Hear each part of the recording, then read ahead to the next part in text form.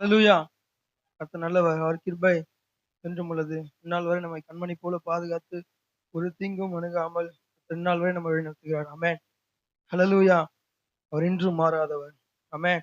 வெளிப்பட வார்த்தை எலிசாவை கொண்டு ஒரு வார்த்தை வெளிப்படுத்தினார். ஆமென். அல்லேலூயா! எலியாவை நம்ம பல நேரத்துல பார்த்திருக்கோம். எலியா எப்படிப்பட்டவர்ன்னு சொல்லிட்டு. எலியா ஒரு தீர்க்கதரிசி. எலியாவுடைய வாழ்க்கைய நம்ம பார்த்திருக்கோம். ஆனா எலிசா எலிசா யார் என்று பார்த்தால், எலியாவுக்கு சீடனாக இருக்கிறவர். ஆமென். அல்லேலூயா! எலிசா எப்படி அறிமுகம் ஆகிறார் என்றால், எலியாவுடைய சால்வை யார் மேல விழுந்ததா?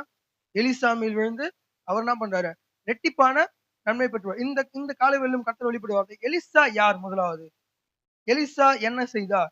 எலிசாவுடைய வாழ்க்கை எப்படிப்பட்ட வாழ்க்கை? இந்த 3 காரியங்களை குறித்து தாங்க இப்ப நம்ம பேசப் போறோம். இப்போ பார்த்தோம்னா, எலி எலிசா யார் என்றால், எலிசாவுடைய அதனுடைய அவரை அறிமுகப்படுத்தும்போது, இந்த வேதத்துல அப்படியாக போட்டிருக்கு. 1 ராஜாக்கள் அதனுடைய 19ஆம் அதிகாரம், அதனுடைய 16ஆம் வசனம் இப்படியாக சொல்லுது. பின்பு திம்சியின் குமாரனாகிய யெகூவை இஸ்ரவேலின் மேல் ராஜாவாக அபிஷேகம் பண்ணி, ஆபேல் மெகொலா ஊரானான சப்பாத்தின் குமாரனாகிய எலிசாவை உன் ஸ்தானத்திலே தீர்க்கதரிசியாக அபிஷேகம் பண்ணு. ஆமென். ஹல்லேலூயா! எலிசாவை எப்படி அறிமுகப்படுத்துறாருன்னா, சாப்பாத்தின் குமாரன் ஆகிய எலிசா.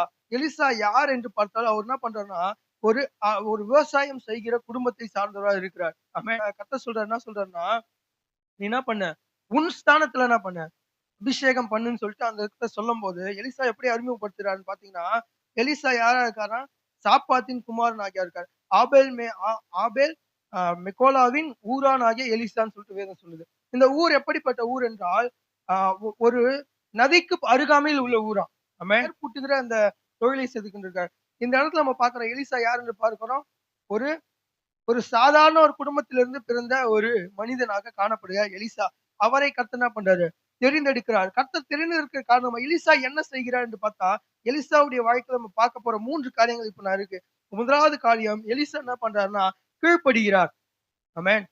எலிசாவுடைய முதலாவது வாழ்க்கையில அவருடைய வாழ்க்கையில நம்ம பார்க்க வேண்டிய முதலாவது காரியம், அவர் என்ன பண்றாருன்னா, கீழ்ப்படிகிறவராய் காணப்படுகிறார். 2வது காரியம், அவர் என்ன பண்றாருன்னா, காத்திருக்கிறவராய் காணப்படுகிறார். 3வது காரியம், அவர் என்ன பண்றாருன்னா, ரெட்டிப்பான நன்மையை பெற்றுக்கொள்கிறவராய் காணப்படுகிறார். இது எல்லாத்தையும் செய்து 4வதா தான் அவர் வாழ்க்கையில என்ன நடக்குதுன்னா, அவர் மூலியமாக அற்புதங்களையும், அதிசயங்களையும் என்ன பண்ணுது? வேதத்திலேயே நம்ம பார்க்கிறோம். ஆமென். ஹல்லேலூயா! தொடர்ச்சியா நம்ம பார்க்கலாம். எலிசாவுடைய வாழ்க்கையில நம்ம பார்க்கிறோம். எலிசாவுடைய வந்து என்ன பண்றாருன்னா, எலியா வந்து கூப்பிடுறாரு. நான் என்ன பண்றாருன்னா, இந்த இந்த கீழ அழகா 19ஆம் வசனம். அப்படியே அவன் அவ்விடம் விட்டு புறப்பட்டு போய் 12 ஏர் பூட்டி உழுத சப்பாத்தின் குமாரனாகிய எலிசாவைக் கண்டு, அவன் 12ஆம் ஏரை ஓட்டிக் கொண்டிருந்தான். எலிசா அவன் இருக்கும் இடம் மட்டும் போய், அவன் மேல் தன் சால்வையை போட்டான். ஆமென். ஹல்லேலூயா! இந்த இடத்துல பார்க்கிறோம் எலிசா என்ன பண்றாரு? எலியா என்ன பண்றாரு? எலிசா மேல தன்னுடைய சால்வைய போட்டு என்ன பண்றாருன்னா, "நீ என்ன பண்ணு? என் பின்னே வா." நம்ம பார்க்கிறோம் இயேசு கிறிஸ்து என்ன பண்றாரு? பேதுருவிட்ட, "நீ வலைகளை போட்டுவிட்டு என்ன பண்ணு? என் பின்னே வான்னு" சொல்லிட்டு சொல்லும்போது பேதுரு என்ன பண்ணாரு? வராரு. இதே காரியம் தான் இந்த இடத்துலயும் நடக்குது. எலிசா அவருக்கு பின்னே போவதற்கு முன்பாக எலிசா ஒரு காரியம் பண்றாரு. என்ன பண்றாருன்னா, 20, 21 20, 20 அப்பொழுது அவன் மாடுகளை விட்டு எலியாவின் பிறகே ஓடி, அவன் என்ன சொல்றான்னா, "நான் என் தகப்பனையும், என் தாயையும் முத்தம் செய்ய உத்தரவு கொடும். அதற்கு பின்பு உம்மை பின்தொடர்வேன்" என்றான். அதற்கு அவன், "நீ போய் நான் உனக்கு செய்ததை நினைத்துக்கொள்" என்றான். ஆமென். அவன் என்ன சொல்றான், "நீ போப்பா. அப்பா, அம்மா போய் முத்தம் செய்துட்டு வரேன்னு சொல்லி நீ சொல்ற. ஆனா நீ போ. ஆனா நீ என்ன பண்ணு, நான் உனக்கு சொன்னத ஞாபகத்துல வச்சுக்கோ. என்ன பண்ணு, அவங்க அப்பா, அம்மா சொல்லுவாங்க, "நீ போயிட்டீன்னா அந்த ஏர யார் ஓட்டுவா? நீ இப்ப போயிட்ட. இந்த 12 ஏரியும் யார் ஓட்டுவான்னு" சொல்லுவாங்க. ஆனா நீ என்ன பண்ண, நான் சொல்றத நினைவில் வை. ஆனா இந்த எலிசா ஒரு டிஃபரண்டான கேரக்டரா இருக்காரு. எப்படி இருக்காருன்னா, அவர் நேரா போய் என்ன பண்றாருன்னா, அவங்க அப்பா, அம்மா கிட்ட போய் என்ன பண்ணல, முத்தமும் செய்யல, எதுவும் செய்யல. வேதம் சொல்லுது. என்ன சொல்றா 21ஆம் வசனத்துல, அப்பொழுது அவன் அவனை விட்டு போய், ஏறு மாடுகளை பிடித்து, அடித்து, ஏரின் முரமுட்டுகளால் அவைகளை இறைச்சி சமைத்து ஜனங்களுக்கு கொடுத்தான். அவர்கள் சாப்பிட்ட பிற்பாடு அவன் எழுந்து எலிசாவுக்கு பின் சென்று அவனுக்கு ஊழியம் செய்தான். ஹல்லேலூயா! அவன் என்ன பண்றாருன்னா, எலிசா ஆண்டவர் என்னை அழைத்தார்ன்னு சொல்லிட்டு என்ன பண்றார்? முதலாவது அவர் கீழ்ப்படிகிறார். கீழ்ப்படிந்து என்ன பண்றாருன்னா, ஜனங்களுக்கு என்ன பண்றாரு? தெரியப்படுத்துகிறார். நான் வந்து இப்ப எப்படி இருக்கிறேன்? எலியா தீர்க்கதரிசி என்ன பண்றாரு? அவருடைய ஸ்தானத்துக்காக என்ன அழைச்சிருக்காரு. நான் என்ன பண்ண போறேன்? இப்போ போக போறேன்னு சொல்லிட்டு, வெறுமையா போகல. தன்னுடைய ஜனங்களுக்கு என்ன செய்ய வேண்டுமோ இறைச்சியை சமைத்து கொடுத்தான்னு சொல்லிட்டு வேதம் சொல்லுது. ஆமென். அவங்களுக்கு தேவையான காரியத்த செஞ்சுட்டு ஒரு விருந்து வச்சிருப்பார் சொல்லப்போனா. ஒரு மாட வெட்டுறதுன்னா சாதாரணமா காரியமா? நம்ம நம்ம வீட்ல ஒரு சிக்கன் ஒரு கோழி ஒரு ரூ. 100 வாங்குனாவே அது என்ன பண்ணும்? 4 பேர் 5 பேர் சாப்பிடுறோம். அப்பேற்பட்ட பெரிய ஒரு மாடையே வெட்டி என்ன பண்றாருன்னா, அவரு விருந்து வைக்கிறாராம். அந்த இடத்துல என்ன பண்றாரு? இறைச்சி சமைத்து ஜனங்களுக்கு என்ன பண்றாரு? அவர் கொடுக்கிறார். அவர் கொடுத்து விட்டு என்ன பண்றாருன்னா, முதலாவது அவருடைய வாழ்க்கையில நம்ம பார்க்கிறோம். அவர் கீழ்ப்படிந்து என்ன பண்றாரு? எலியாவுக்கு பின் சென்று அவனுக்கு இந்த இடத்துல அழகா போட்டிருக்கு. என்ன பண்ணியிருக்காராம்? ஊழியம் ஆமென். அவர் என்ன எதுக்காக அவர் அழைக்கப்பட்டாரோ, அந்த காரியத்த என்ன பண்றாரு? அவர் என்ன பண்றாரு? செய்யறார். யாரு? எலிசா. 2வது நம்ம பார்க்கிறோம். இது முதலாவது நம்ம கீழ்ப்படிதல் குறித்து தான் பார்த்தோம். எலிசாவுடைய கீழ்ப்படிதல் குறித்து. 2வது நம்ம பார்க்க போற காரியம், எலிசாவின் காத்திருப்பு. ஆமென். எலியா செய்த எல்லா காரியத்தையும் போய் என்ன பண்ணல? மும்முரமா என்ன பண்ணல? செய்யல. மாறாக எலியாவிடத்தில் காத்திருக்கிறார். ஆமென். எத்தன ஆண்டுகள் அந்த வேதத்துல நம்ம ஒரு கூற்று சொல்லுது. அவர் என்ன பண்ணியிருக்காருன்னா, ஒரு 6 வருஷம் அவரு கீழ காத்திருந்தாராம். ஆமென். 1 நாள் இல்ல, 2 நாள் இல்ல. 6 வருஷம் அவருக்கு கீழ என்ன பண்ணியிருக்காராம்? காத்திருந்திருக்கார். இந்த 6 வருஷத்துல என்னென்ன காரியம்லாம் நடந்திருக்கும்? நீங்களே சொல்லுங்களேன். அவருக்கு கீழ ஒருத்தர் கீழ நம்ம வேலை செய்யறோம்னா, அவரு ஒவ்வொரு முறை நம்மள என்ன பண்ணியிருப்பாரு? கடிந்து கூட பேசியிருப்பாரு. நான் இத உன்ன பண்ணுன்னு சொன்னத ஏன் பண்ணல? இவருக்கு அடுத்து அவர் வரதான் போறாரு. இல்லன்னு சொல்லல. ஆனாலும் இவர் என்ன பண்ணணும்? பண்பட வேண்டும். முதலாவது கீழ்ப்படிதல் அவசியம். 2வது காத்திருப்பு அவசியம். ஆண்டவரால் தெரிந்து கொள்ளப்பட்ட நம்முடைய வாழ்க்கையில, முதலாவது நம்முடைய வாழ்க்கையில என்ன அவசியம்? சொல்லுங்க எல்லாரும். கீழ்ப்படிதல், கீழ்ப்படிதல். 2வது காத்திருப்பு. ஆமென். இந்த கீழ்ப்படிதல், காத்திருப்பும் வரும்போது தான் என்ன கிடைக்கும்னா, இரட்டைத்தனை இரட்டைத்தனையான ஆசீர்வாதம் நமக்கு கிடைக்கும். ஆமென். ஹalleluya. நம்ம நினைப்போம், ஆண்டவரை ஏற்றுக்கொண்டா என்ன பண்ணும்? ஆசீர்வாதம் வரணும். ஆண்டவரை ஏற்றுக்கொண்டா என்ன பண்ணும்? நன்மை கிடைக்கணும் அப்படின்னு நினைப்போம். ஆனா, இதற்கு முன்பதாக நம்ம செய்ய வேண்டிய 2 காரியங்கள் இருக்கு. முதலாவது காரியம் எலிசாவினுடைய கீழ்ப்படிதல் நம்ம பார்க்கிறோம். எலிசா எலியாவின் வார்த்தைக்கு என்ன பண்றாரு? கீழ்ப்படிகிறார், காணப்படுகிறார். 2வது காரியமாக அவர் என்ன பண்றாருன்னா, காத்திருக்கிறவராய் காணப்படுகிறார். ஆமென். ஹalleluya. இந்த காத்திருப்பின் காரியத்த நம்ம பார்த்தோம்னா, எலியாவ ஆண்டவர் என்ன பண்ண போறாரு? எடுத்துக்கொள்ள போறாருன்னு சொல்லிட்டு அந்த அந்த செய்தி வருது. 2 ராஜாக்கள் 2ஆம் அதிகாரத்துல நம்ம பார்க்கிறோம் அத. அது குறித்து நம்ம பார்க்கும்போது, கர்த்தர் எலியாவை சுழற்காற்றில பரலோகத்துக்கு எடுத்துக்கொள்ள போகிறபோது, எலிசாவோடே கூட சில்காலில் இருந்து புறப்பட்டு போனான். எலியா எலிசாவை நோக்கி, "நீ இங்கே இரு. கர்த்தர் என்னை பெத்தேல் மட்டும் போக அனுப்புகிறார்" என்றார். அதற்கு எலிசா, "நான் உம்மை விடுகிறதில்லை என்று கர்த்தரின் ஜீவனையும் உம்முடைய ஜீவனையும் கொண்டு சொல்லுகிறேன்" என்றார். அப்படியே இருவரும் பெத்தேலுக்கு போனார்கள். ஹalleluya. இந்த இடத்துல ஒரு 3 ஊருக்கு அவர் என்ன பண்றாருன்னா, டிராவல் பண்ணி போறாரு. யாருன்னா, எலியா. எலியா என்ன பண்றாரு? 3 இடத்துக்கு மாறி, மாறி போறாரு. 3 இடத்துக்கும் கர்த்தர் சொல்ற காரியத்த வச்சு மாறி, மாறி போறாரு. முதலாவது காரியம் எங்க பெத்தேலுக்கு போறார். ஆமென். இப்ப என்ன ஆகுதுன்னா, பெத்தேல்ல இருக்கிறவங்களுக்கு என்ன பண்ணுது? எலியா எடுத்துக்கொள்ள போற அந்த செய்தி தெரியுது. அவங்க என்ன பண்ணாங்க? எலிசா கிட்ட வந்து 3ஆம் வசனம் இப்படியே போட்டு, அப்பொழுது பெத்தேலில் இருந்த தீர்க்கதரிசிகளின் புத்திரர் எலிசாவிடத்தில் வந்து, இன்றைக்கு கர்த்தர் உம்முடைய தலைமையாய் இருக்கிற உம்மை விட்டு கொள்வார் என்பது உமக்கு தெரியுமா என்றார். அதற்கு அவன், எனக்கு தெரியும். என்ன பண்ணுங்க? சும்மா இருங்க. எலியா நம்ம என்ன பண்ண மாட்டோம்? விட்டு ஒரு ஒரு கட்டத்தின் மேல என்ன பண்ணுவோம்? 1 ஊருக்கு பிரயாணம் போவோம். 2 ஊருக்கு பிரயாணம் பண்ணுவோம். 3 ஊருக்கு இந்த எலியா தொடர்ச்சியாக பிரயாணம் பண்ணுகிறார். அவன் என்ன சொல்றான்னா, ஒரே வார்த்தை. அவர் சொன்ன வார்த்தை, கர்த்தரின் ஜீவனையும், உம்முடைய ஜீவனையும் கொண்டு என்ன சொல்றாரு? நான் சொல்றேன். நான் என்ன பண்ண மாட்டேன்? உம்மை விட்டு போக மாட்டேன். மறுபடியும் அந்த காரியம் நடக்குது. என்னன்ட்டுனா, 4ஆம் வசனம். பின்பு எலியா அவனை நோக்கி, எலிசாவே, நீ இங்கே இரு. கர்த்தர் என்னை எரிகோவுக்கு போக சொல்லுகிறார். அந்த இடத்துலயும் அதுக்காக சொல்றாங்க. அந்த இடத்துலயும் என்ன பண்ணாங்க? எரிகோவில் இருக்க தீர்க்கதரிசிகள் வந்து சொல்றாங்க, "எப்பா, உங்க எஜமானன் என்ன பண்ண போறாரு? ஆண்டவரு இப்போ எடுத்துக்க போறாரு. இது உனக்கு தெரியுமா?" அப்படின்னு கேட்கும்போது அவர் சொல்றார், "எனக்கு தெரியும். நீங்க என்ன பண்ணுங்க? சும்மா இருங்கன்னு" சொல்லிட்டு எலிசா சொல்றாரு. அடுத்ததா காரியம். அடுத்து 6ஆம் வசனத்துல, பின்பு எலியா அவனை நோக்கி, "நீ இங்கே இரு. நான் என்ன பண்றேன் இப்போ? யோர்தானுக்கு போறேன்." யோர்தானுக்கு போறேன்னு சொல்லி மறுபடியும் அவர் என்ன சொல்றாரு? கடைசியா இந்த முறை சொல்றாரு, "நான் உம்மை விடுகிறதில்லை என்று கர்த்தருடைய ஜீவனையும் உம்முடைய ஜீவனும் கொண்டு சொல்லுகிறேன்" என்று அப்படியே இருவரும் போனார்கள். தீர்க்கதரிசன புத்திரர் 50 பேர் போய் தூரத்திலே பார்த்து கொண்டிருக்கிறார்கள். அவர்கள் இருவரும் யோர்தான் நதியிலே கரையிலே நின்றார்கள். அப்போ எலியா தன் தன் சால்வையை எடுத்து முறைக்கு தண்ணீரில் அடித்தான். அது இருபுறமாக பிரிந்தது. அவர்கள் இருவரும் உலர்ந்த தரையிலே அக்கறைக்கு போனார்கள். அவர்கள் அக்கறைப்பட்ட பின்பு எலியா எலிசாவை நோக்கி, நான் உன்னை விட்டு எடுத்துக்கொள்ளும் முன்னே நான் உனக்கு என்ன செய்ய வேண்டும் கேள் என்றார். அதற்கு எலிசா, உம்மிடத்தில் ஆவியின் வரம் எனக்கு எப்படி கிடைக்கணுமா? இரட்டிப்பாய் கிடைக்கும்படி வேண்டுகிறேன் என்றார். ஆமென். ஹல்லேலூயா. உதாரணம் பார்த்தோம். எலியா எப்படிப்பட்டவரா இருக்காரு? கீழ்ப்படிகிறவரா இருக்கிறார். 2வது பார்க்கிறோம். எலியா காத்திருக்கிறவரா இருக்கிறார். 3வதாக எலியாவுடைய வாழ்க்கையில நம்ம பார்க்கிறோம். அவர் விட்டு விலகாதவரா இருக்கிறார். ஆமென். ஹல்லேலூயா. இந்த இடத்துல நம்ம பார்க்கிறோம். அவர் விட்டு விலகாதவர். 3 இடத்துல என்ன பண்ணல அவரு? எஜமான் போறாரு. பரவால்ல அவரு போட்டோம். இப்ப நான் என்ன பண்றேன்? இங்கேயே நின்னு என்ன பண்றேன்? நான் என்ன பண்ணிறேன் இப்போ? அவருடைய அவருக்கு அடுத்து நான் தானே. நான் எதுக்கு போணும்? நான் இப்ப என்ன பண்ணேன்? தீர்க்கதரிசி நான் தான் இப்ப எப்படி? பெரிய தீர்க்கதரிசி. நான் பார்த்துக்கிறேன். என் வாழ்க்கையில எல்லாம் முடியும்னு சொல்லிட்டு அவன் நிக்கல. அந்த எஜமான் பின்னாடியே என்ன பண்றாராம்? அவர் செல்றாரு. 1 முறை இல்ல, 2 முறை இல்ல, 3 முறை. அப்படி செல்லும்போது அவர் எலியாவே என்ன பண்றாரு? ஒரு வார்த்தை கேட்கிறாரு. "என்னதான் உன் பிரச்சனை? எதுக்கு இப்ப என் கூட வர? நான் என்ன பண்ண போறேன்? எடுத்துக்கொள்ள போறேன். சரி, என்னதான் உனக்கு வேணும் கேளு." இந்த எலிசா அவருடைய கேட்டது என்ன தெரியுமா? அவர் என்ன கேட்கிறாருன்னா, ஆவியின் வரங்களை கேட்கிறார். ஆமென். அதுவும் எப்படி கேட்கிறாருன்னா, இரட்டிப்பான வரத்தை அவர் என்ன பண்றாரு? கேட்கிறவராய் காணப்படுகிறார். ஆமென். முதலாவது கீழ்ப்படிதல் உள்ளவன், கீழ்ப்படிந்து காத்திருக்கிறவன், வீணான உலக பிரமாணத்தை கேட்க மாட்டான். அவன் கேட்கிற காரியம் ஆவியின் காரியமாக தான் காணப்படும். ஆமென். ஹல்லேலூயா. அந்த காரியம் எப்படி அவர் கேட்கிறார்னா, இரட்டிப்பாய் அவர் கேட்கிறார். இது எனக்கு ஒத்தையா வேணாம். நீங்க ஒருத்தர ஊழித்தனம் செஞ்சா நான் என்ன பண்ணணும்? 2 பேரும் ஊழித்தனம் செய்யணும். அப்படிப்பட்ட இரட்டிப்பான நன்மைகள் என்ன பண்றாரு?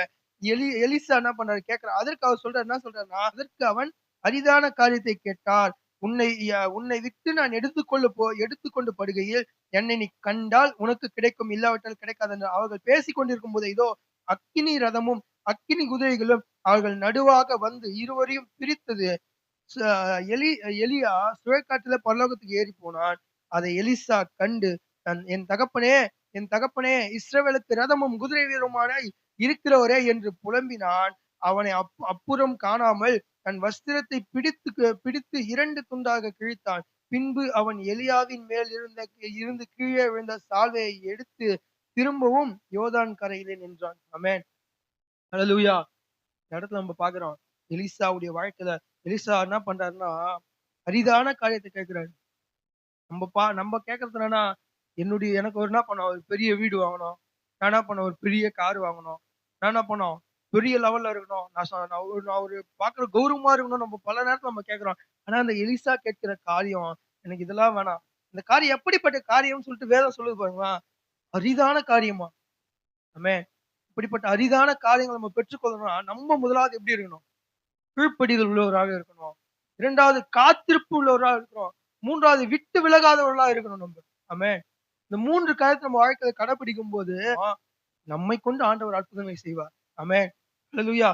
எலிசாவை கொண்டு ஆண்டவர் அற்புதங்கள் நிறைய செய்திருக்கிறார். இதற்கு பின்பாக நாம் பார்க்க 2 ராஜாக்கள் 4 அதனுடைய 4ஆம் அதிகாரம் 1ஆம் வசனம் 7ஆம் வசனம் நம்ம பார்க்கிறோம். விதவன் வீட்டில எண்ணெய் இல்ல. இவர் போய் என்ன பண்றாரு? எண்ணெய் அதுக்காக ஆசீர்வதிக்கும்போது அந்த இடத்துல என்ன ஆகுது? எண்ணெய் வருது. அதை விற்று அவன் என்ன பண்றான்? தன்னுடைய கடன்களை அடைக்கிறான். 2வது நம்ம ஒரு அற்புதம் பார்க்கிறோம். ஒரு மகன் மரித்திருந்தான். அவனுடைய சால்வையின் மூலமாக என்ன பண்றான் அவன்? உயிரோட எழும்புறான். 3வது நம்ம பார்க்கிறோம் 2 ராஜாக்கள் 5ஆம் அதிகாரம் அதனுடைய 1லிருந்து 14 வரை இப்ப நம்ம பார்க்கிறோம். 2 ராஜாக்கள் 5ஆம் அதிகாரம் அதனுடைய 8ஆம் வசனம் இப்படி போடுகிறார். இஸ்ரவேலின் ராஜா தன் வஸ்திரங்களை கிழித்துக் கொண்டு செய்தியை தேவனுடைய மனுஷனாகிய எலிசா கேட்டபோது, அவன் நீர் உம்முடைய வஸ்திரங்களை கிழித்துக் கொண்டேனே. அவன் என்னிடத்தில் வந்து இஸ்ரவேலின் தீர்க்கதரிசி உண்டென்பதை அறிந்து கொள்ளட்டும் என்று ராஜாவுக்கு சொல்லி அனுப்பினான். அப்படியே நாகமான் தன் குதிரைகளோடும் தன் ரதங்களும் வந்து எலிசாவின் வாசற்படியில் நின்றான். அப்போது எலிசா அவனிடத்தில் ஆள் அனுப்பி, நீ போய் யோர்தானிலே 7 தரம் ஸ்நானம் பண்ணு. அப்பொழுது உன் மாம்சம் மாறி நீ சுத்தமாவாய் என்றார். தளபதியாகிய நாகமான் இருக்கிறார். அவருக்கு என்ன இருக்கான்? தன்னுடைய சரீரத்துல குஷ்டரோகம் இருக்கு. அவர் என்ன பண்றாரு? இந்த எலிசாவை பார்க்க வருவார். எலிசா சொல்றாரு. என்ன சொல்றாருன்னா, நீ என்ன பண்ணு? யோர்தான் நதிக்கரைக்கு போ. யோர்தான் நதிக்கரைக்கு போயி என்ன பண்ணு? நீ என்ன பண்ணு, மூழ்கி எழு. 7 தடவ என்ன பண்ணு, மூழ்கி எழுன்றாரு. இந்த யோர்தான் நதின்னு சொல்லிட்டு அவர் இந்த இடத்துல சொல்ல காரணம் என்ன தெரியுமா? யோர்தான்ல தான் எலியா என்ன பண்றாரு, எடுத்துக் கொள்ளப்படுகிறார். இந்த யோர்தான்ல எடுத்துக் கொள்ளப்படும்போது ஒரு சம்பவம் நடக்குது. அது என்ன சம்பவம்னா, அவர் எடுத்துக் கொள்ளப்பட்டதுக்கு அப்புறம் அங்க இருக்கிற ஜனங்க என்ன சொல்றாங்கன்னா, 2 ராஜாக்கள் 2:16 இதோ உமது அடியாரோடே 50 பலவான்கள் இருக்கிறார்கள். அவர்கள் போய் ஆ தேடும்படி உத்தரவு கொடும். ஒருவேளை கர்த்தருடைய ஆவியானவரை விட்டு ஆ ம் வைத்திருக்க அதற்கு அவர் அனுப்பணும். அதாவது எலியா எடுத்துக் கொள்ளப்படுறத யார் பார்த்தா இந்த இடத்துல? எலிசா கண்ணோட கண்ல பார்க்குறாரு. ஆனா ஜனங்க என்ன பண்றாங்கன்னா, அத நம்பல. அவன் என்ன சொல்றான்னா, நீங்க பார்த்தீங்க நாங்க ஒத்துக்கிறோம். ஆனா என்ன பண்ணியிருப்பாங்களாம், பர்வதங்கள் எங்கனா ஒரு மூலையிலயோ, இல்ல பள்ளத்தாக்குலயோ அவர போட்டுருக்கலாம். எங்ககிட்ட எப்படி இருக்காங்க, ஒரு பலவான்கள் இருக்கிறாங்க. நாங்க ஒரு 50 பேர் அனுப்பிச்சு அவர கூட்டுன்னு வரோம்ன்னு சொல்லிட்டு சொல்றாங்க. அந்த இடத்துல அடுத்தடுத்து காரியம் நம்ம பார்க்கிறோம். அவர்கள் போய் திரும்பி வந்து இவர் என்ன சொல்றாருன்னா, போக வேண்டாம்ன்னு சொல்றாரு. நீங்க என்ன பண்ணாதீங்க, போகாதீங்கன்னு சொல்றாரு. ஆனா, இவன் சலித்து போக மட்டும் அவங்க என்ன பண்ணாங்க, கேட்டுக்கொண்டே இருக்கிறாங்க. நான் போட்டா? நாங்க போட்டா? அவரு இருக்கிறாருன்னு பார்க்கட்டா? அவர போய் தேடட்டா? இவங்க என்ன பண்ணாங்க, அந்த இடத்துல 17ஆம் வசனம் அவர்கள் சலித்து போக மட்டும் அவர்களை அவன அலட்டிக் கொண்டிருந்தபடியால் அவன் என்ன பண்ணான், சரி என்ன பண்ணுங்க, போ போய் என்ன பண்ணுங்க, பாருங்கன்னு சொல்லிட்டு சொல்லும்போது, அப்புறம் 3 நாளும் தேடியும் காணாமல். 3 நாள் தேடுனாங்க, காணோம். அதுக்கு அடுத்த வசனம் வருது. பின்பு அந்த பட்டணத்தில் மனுஷர் எலிசாவை நோக்கி, இதோ எங்கள் ஆண்டவர் காண்கிறபடி இந்த பட்டணம் குடிக்கிறது நல்லது நல்லது. தண்ணீரோ கெட்டது, நிலமோ பாழிதம் என்றார். அப்பொழுது அவன் ஒரு புது தோண்டியை எடுத்து அதிலே உப்பு போட்டு கொண்டு வாருங்கள் என்றான். அதை அவனிடத்தில் கொண்டு வந்தார்கள். அவன் நீரூற்றண்டைக்கு போய் உப்பை அதிலே போட்டு இந்த தண்ணீரை ஆரோக்கியமாக்கினேன். இனி இதனால் சாவும் வராது, நிலப்பாழும் வராது என்று சொல்கிறார் என்றார். எலிசா சொன்ன வார்த்தையின்படியே அந்த தண்ணீர் இந்நாள் வரைக்கும் இருக்கிறபடி ஆரோக்கியமாயிற்று. இந்த தண்ணி என்ன தண்ணி தெரியுமா? ஆமென். இப்ப நான் சொன்னேன் பார்த்தீங்களா? இந்த நாகமான போய் 7 முறை மூழ்கி நிக்க சொன்னாங்க பாத்தியா, அந்த தண்ணி இது. ஆமென். ஹalleluya. இந்த தண்ணி யோர்தான் இந்த இந்த நாகம்மா என்ன பண்றாருன்னா, அல்பமா இது பண்றாரு. கடும் கோவப்படுறாரு. ஒரு சின்ன எனக்கு நான் இவ்ளோ பெரிய படை தளபதி. நான் இத பண்ணு, நான் அங்க போய் பாரு, இங்க போய் பாருன்னா நான் என்ன பண்ணுவேன்? பார்த்துருவேன். ஆனா இவரு என்ன பண்றாருன்னா, ஒரு ஒரு யோர்தான்ல போய் என்ன பண்ண மூழ்கி எழுந்துக்கோன்றாரேன்னு சொல்லிட்டு என்ன பண்றாருன்னா, அந்த இடத்துல கோவப்படுறாரு. ஆனா இந்த யோர்தான்ல போய் மூழ்கி எழுறதுக்கு முன்னாடி ஆனா இவர் பண்ண காரியம் என்ன காரியம்? இந்த தண்ணீல என்ன வருது இதுக்கப்புறம்? சாவும் வராது, நிலப்பாழும் வராது என்று என்ன பண்ணியிருக்காரு? கர்த்தர் சொல்கிறார்ன்னு சொல்லிட்டு என்ன பண்ணியிருக்காரு? இந்த இடத்துல ஆரோக்கியமாயிற்று. இந்நாள் வரைக்கும் அது எப்படி இருக்காம்? ஆரோக்கியமா இருக்கு. ஒரு தீர்க்கதரிசியுடைய வாழ்க்கையில அவர் சொல்ற காரியம் எப்பவுமே என்ன பண்ணும்? அது நிறைவேறும்.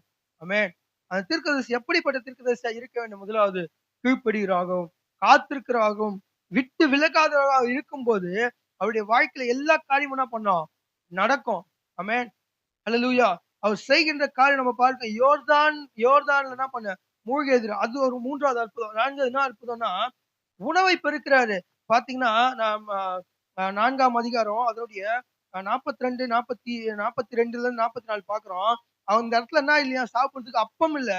அவர் 20 அதாவது எப்படி இருக்குன்னா, அ 20 அப்பங்களையும் தாழ் கதிர்களையும் கொண்டு வந்தார்கள். அப்பொழுது அவன் ஜனங்களை சாப்பிட கொடுத்தான். அதற்கு அவருடைய பணிவிடைக்காரர்கள், இதை நான் 100 பேருக்கு முன் வைப்பது எப்படின்னு கேட்கும்போது, அதுக்கு அவர் சொல்றாரு, அதை ஜனங்களுக்கு சாப்பிட கொடு. சாப்பிட்டு பிற்பாடு இன்னும் மீதி உண்டாகும் என்று கர்த்தர் அப்பொழுது அவர்களுக்கு முன்பாக அதை வைத்தார்கள். கர்த்தருடைய வார்த்தையின்படியே அவர்கள் சாப்பிட்டதும் இன்றி மீதியும் இருந்தது. ஆமென். இந்த 3 காரியங்களும் நம்ம வேற ஒருத்தர் வாழ்க்கையில நம்ம பார்த்துருக்கோம். யாருடைய வாழ்க்கையில தெரியுமா? இயேசு கிறிஸ்து வாழ்க்கைய பார்த்துருக்கோம். ஆமென். முதலாவது இந்த விதவையின் வாழ்க்கைய நம்ம பார்க்கிறோம். விதவை வந்து சொல்றா, எங்க வீட்டுக்காரர் என்ன பண்ணீங்க தீர்க்கதரிசியா இருந்தாரு. அவர் என்ன பண்றாரு? கடன் வாங்கியிருக்காரு. இப்ப அந்த கடன்காரங்கள நெருக்குறாங்கன்னு சொல்லும்போது, இந்த எலிசா என்ன பண்றாரு? அந்த எண்ணெய் ஆசீர்வாதத்தின் மூலியமாக அந்த எண்ணெய விற்று அவர் என்ன பண்றார்? கடனை அடைக்கிறார். இதே இதே சம்பவம் அந்த விதவையுடைய சம்பவம் மார்க் எழுதின சுவிசேஷம் 12 அதனுடைய 42 வரும். அந்த விதவை தன்னிடம் இருந்ததை காணிக்கையாக என்ன பண்றா? கொடுத்துக்கிறாங்க. ஆமென். தன்னிடம் இருந்ததை காணிக்கையா கூட கர்த்தர் என்ன பண்றாரு? அத ஆசீர்வதிக்கிறார். 2வது நம்ம பார்க்கிறோம், மரித்தவரை உயிர்த்தெழுந்த செய்திருக்காரு. யாரு? இந்த எலிசா. ஆண்டவராகிய இயேசு கிறிஸ்து மத்தேயு எழுதின சுவிசேஷம் 9ஆம் அதிகாரம் 24ஆம் வசனத்துல என்ன பண்ணிருக்கு? உன் மகள் நித்திரை அடைந்திருக்கு. அவ என்ன பண்ணல? மரிக்கலாம்ன்னு சொல்லிட்டு ஆண்டவர் சொல்றாரு. 3வது இந்த 5 அப்பம் 2 மீன்கள் நம்ம பார்த்திருக்கோம். 5 அப்பம் 2 மீன்ல என்ன ஆச்சு? மீதியான துணிக்கைகள் 12 குழைகள் எடுத்தான்னு சொல்லிட்டு வேதம் சொல்லுது. ஆமென். இந்த இடத்துல என்ன இருக்கு? மீதியானதையும் எடுத்தார்கள். ஒரு தீர்க்கதரிசி எப்படிப்பட்டவராய் காணப்படுகிறார்? நன்மையை செய்கிறவராய் காணப்படுகிறார். ஆமென். அவர் எப்படிப்பட்டவராய் காணப்படுகிறார் என்றால், அற்புதங்களை செய்கிறவராய் காணப்படுகிறார். இந்த அற்புதங்களையும், அதிசயங்களும் அவர் செய்வதற்கு முன்பாக அவர் வாழ்க்கையில் கடைபிடித்த ஒரு சில காரியம். என்னென்ன காரியம்? முதலாவது காரியம் அவர் என்ன பண்ணியிருக்காரு? கீழ்ப்படிந்திருக்கார். 2வது காரியம், 3வது காரியம் விட்டு விலகாம இருந்திருக்கிறார். ஆமென். 3 காரியம் நம்ம வாழ்க்கையில இருக்கும்போது, ஆமென். ஆண்டவர் உண்மையாக சொல்றேன். நம்முடைய வாழ்க்கையில அவர் செய்யற அற்புதம் செய்யறாரு அப்படின்னு சொல்லிட்டு நான் சொல்ல வரல. நம்மை கொண்டு பலருக்கு அற்புதம் செய்வார். ஆமென்.